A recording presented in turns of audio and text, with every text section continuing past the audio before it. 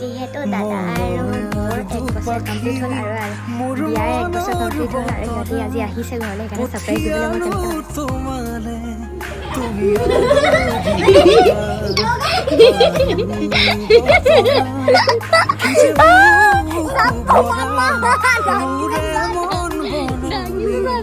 কেনেকুৱা গ'ল আজি জাৰ্ণিটো মস্তি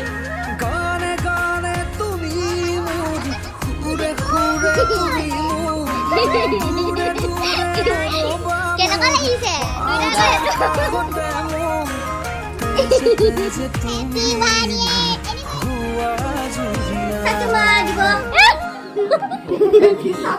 ভণ্টি ভণ্টি থেংক ইউ